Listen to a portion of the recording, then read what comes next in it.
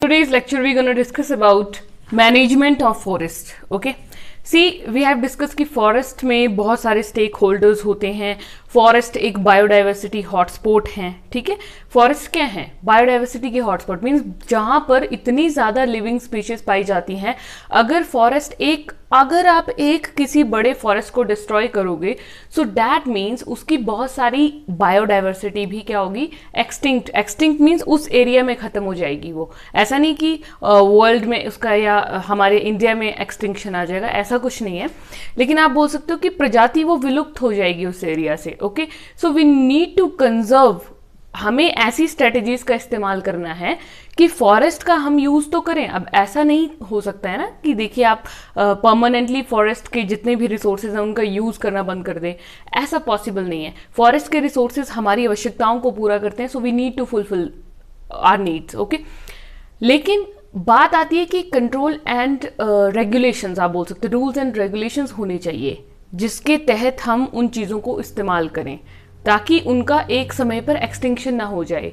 बहुत सारी species extinct हो गई ओवर यूज की वजह से ही या तो गलत तरीके की वजह से ही. तो जैसा हमने देखा कि बहुत सारे स्टेक होल्डर्स होते हैं, इंडस्ट्रियलिस्ट होते हैं, एंथुजियाजिस्ट होते हैं, लोकल पीपल इसमें रोल प्ले करते हैं. तो बेसिकली इन स्टेक होल्डर्स का काम है कि वो यूज तो कर रहे हैं रिसोर्सेज को, लेकिन वो साथ ही साथ कंजर्व भी करें, मैनेजमेंट करें उन रिसोर्सेज का. Now how they can manage, क्या कुछ ऐसे एग्जाम्पल्स हैं जिनसे हम बोल सकते हैं कि जी हाँ मैनेजमेंट हुआ है इन स्टेक होल्डर्स के द्वारा. So yes, very good examples हैं. ओके, ये आपकी जनरल नॉलेज के लिए भी है, बायोलॉजिकल नॉलेज के लिए तो है ही. ओके, फर्स्ट इज चिपको आंदोलन. सुना होगा आपने ये नाम. चिपको आंदोलन बेसिकली क्या था? चिपक जाओ किसके साथ? ट्रीज के साथ. ओके, इंग्लिश में आप बोल सकते हो हग द ट्रीज मूवमेंट. क्या नाम दे सकते हैं इसको? हग द ट्रीज मूवमेंट. इसी का नाम था, चिपको आंदोलन का ही इंग्लिश में.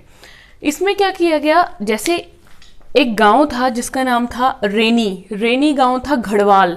ठीक है, 1970s की बात है ये. तो 1970s में क्या हुआ कि यहाँ पे एक ये गांव था. एक कॉन्ट्रैक्टर जानते हैं, ठेकेदार होते हैं. ठीक है, इंडस्ट्रियलिस्ट टाइप था एक. ओके, उसने क्या किया कि इस विलेज के आसपास का जो फॉरेस्ट था उसको क्लीन अप करना चाहा अपने पर्पस के लिए.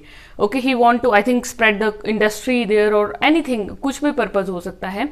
तो वो उस एरिया को क्लीन अप करना चाहता था. ओके, तो जो लोकल पीपल थे, जब उनको ये बात पता चली कि ऐसे ऐसे कॉन्ट्रैक्टर आने वाला है और ऐसा ऐसा होने वाला है, तो उस दिन क्या हुआ, जिस दिन कॉन्ट्रैक्टर ने आना था वो सभी लोग मींस जो लेबर थी ना, कॉन्ट्रैक्टर साथ में लेकर आया था. जिन लोगों ने पेड़ों की कटाई करनी थी, साफ सफाई करनी थी, उनको साथ में लेकर आया था. उस दिन पर बोलते जो मैन पॉपुलेशन जो थी ना उस विलेज की, वो वहां पर नहीं अवेलेबल थे. तो विमेन जो थी वहां की, लोकल विमेन, उन्होंने ही बहुत साहस, करेज दिखाया. और उन्होंने क्या किया, जब उनको ये बात पता चली तो अब उनको पता है कि अगर फॉरेस्ट डिस्ट्रॉय हो जाएगा तो बहुत सारी चीजें, village was not so much big. ठीक है, एक बैकवर्ड एरिया, बहुत रिमोट विलेज था ये.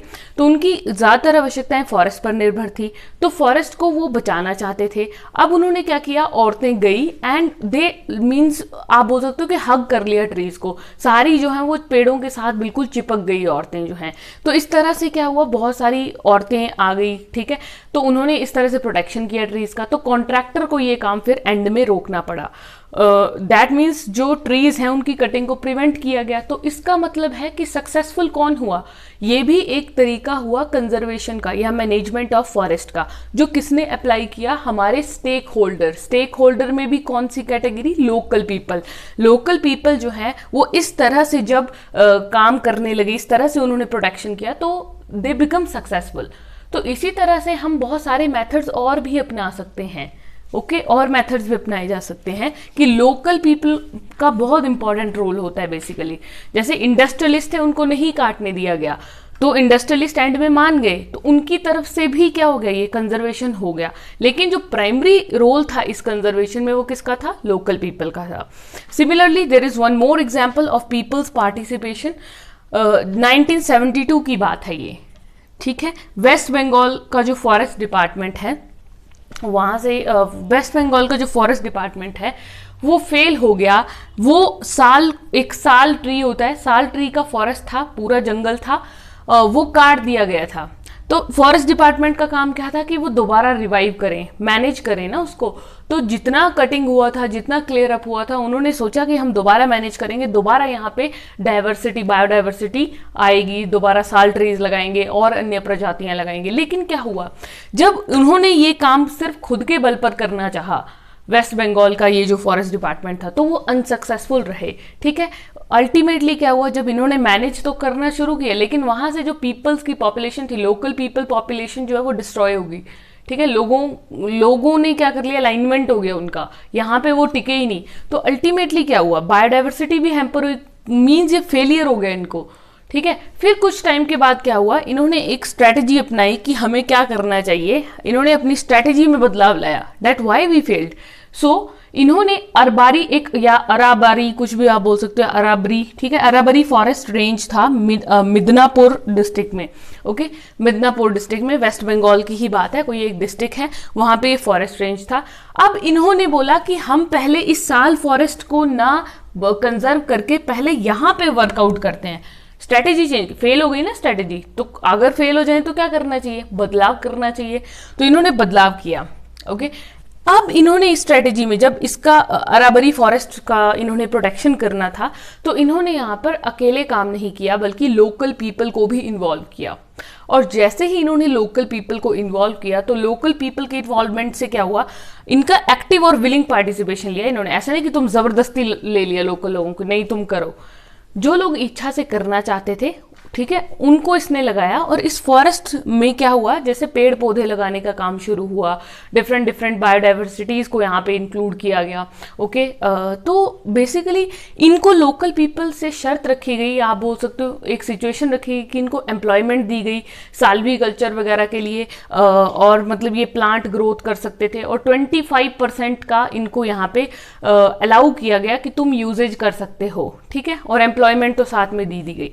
तो जब इतने फायदे लोकल पीपल को दिए गए, तो वो रेडी हो गए, ठीक है, इस काम के लिए। तो उन्होंने बहुत शिद्दत से यहाँ पे क्या किया, इस फॉरेस्ट में अच्छे से प्लांट्स लगाए, केयर की, इसको दोबारा से रिवाइव कर दिया। ठीक है, तो जहां पर वेस्ट बंगाल फॉरेस्ट डिपार्टमेंट अकेले रिजल्ट नहीं ला पाया, 0 रिजल्ट आया, तो यहाँ पर ये जो है, इन्होंने इस तरह से फॉरेस्ट को मेंटेन किया लोकल पीपल ने कि इसकी वैल्यू 12.5 करोड़ पहुंच गई। फ्रॉम 0 to 12.5 करोड़ तक इस फॉरेस्ट की वैल्यू हो गई। तो ऐसा क्यों हुआ, because of the efforts of the local people. अब लोकल पीपल भी कोई फुकट में काम तो करेंगे नहीं, ठीक है, तो उनको भी थोड़ा सा क्या किया गया, उनके साथ फॉरेस्ट डिपार्टमेंट ने कॉप अप किया। सो इस तरह से ही क्या कर सकते हैं हम कि अपना फायदा ना सोच के दूसरे को भी फायदा पहुंचाएं, तो अल्टीमेटली पीपल इन्वॉल्वमेंट बढ़ेगा। इसी तरह से और स्टेक होल्डर्स भी इसमें इन्वॉल्व होंगे और फॉरेस्ट की रक्षा हो सकती है। फॉरेस्ट की रक्षा का मतलब है नेचुरल रिसोर्सेज की रक्षा हो सकती है। ओके।